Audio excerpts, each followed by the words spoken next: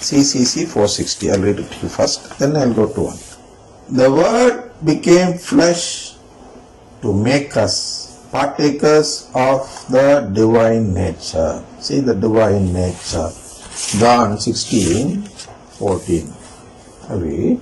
He, the Holy Spirit, will glorify me because he will take the divine nature which is mine and declare it to you. That's what he said here. The Word became flesh to make us partakers of the divine nature. For this is why the Word became man. So, why did the Word became man? The Word wants us to partake in the divine nature which is His nature. So I said that the Spirit has declared it to the Holy Catholic Church.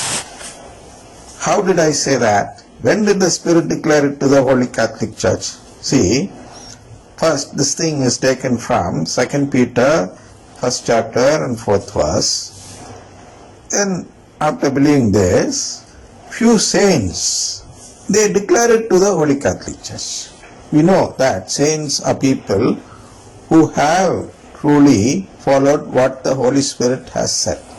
So, this saint, Irenaeus, Athanasius, Thomas Aquinas, they have all declared the same thing after having listened to the Holy Spirit. So what did these people say or tell to the Catholic Church?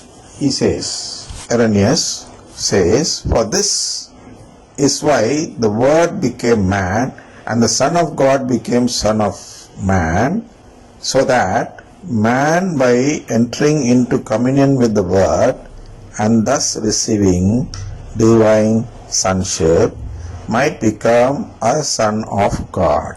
See, we have to become a son of God. This is what the Holy Spirit, true Holy Spirit teaches. Not the liar, the false one, the deceiver we call it. That is the Holy Spirit found in the charismatic renewal, because that Spirit is not teaching us this portion of the gospel. That Spirit is not speaking anything about what belongs to Jesus. What belongs to Jesus and what belongs to God? Divinity is the only thing that belongs to God. With divinity, I can do whatever God has done now. I can create a universe, I can create anything. With divinity, if at all I have divinity.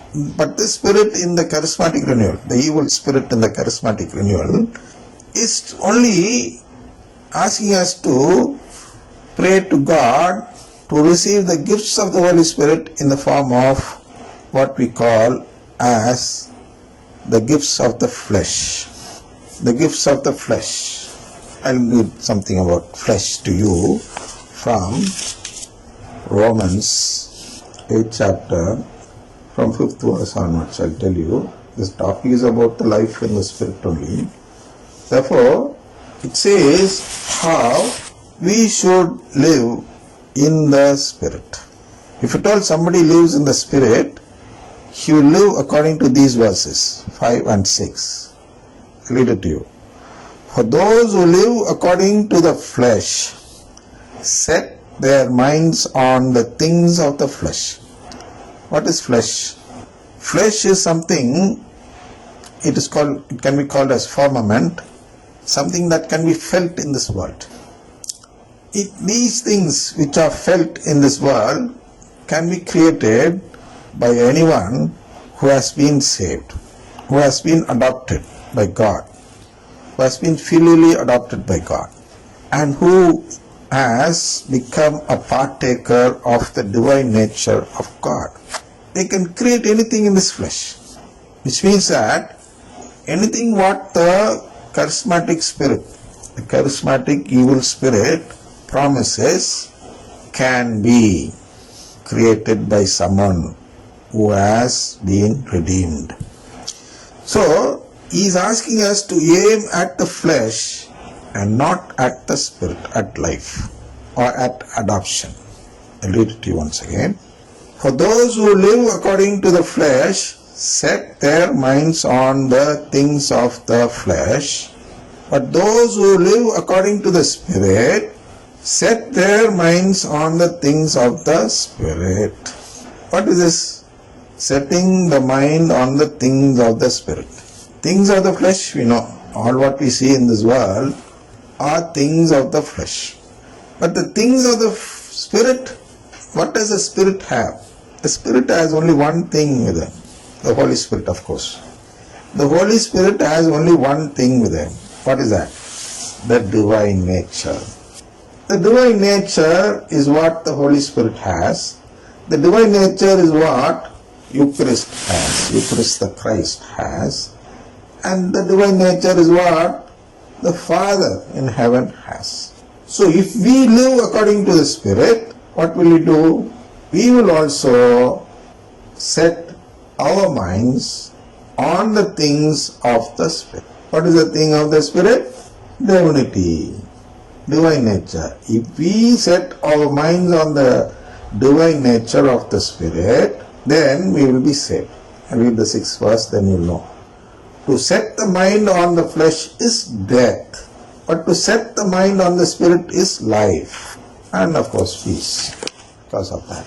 So, this spirit, the evil spirit in the charismatic renewal, the evil charismatic renewal I can say, the evil spirit in the evil charismatic renewal is making us to set our minds on the things of the flesh, and therefore it becomes evil.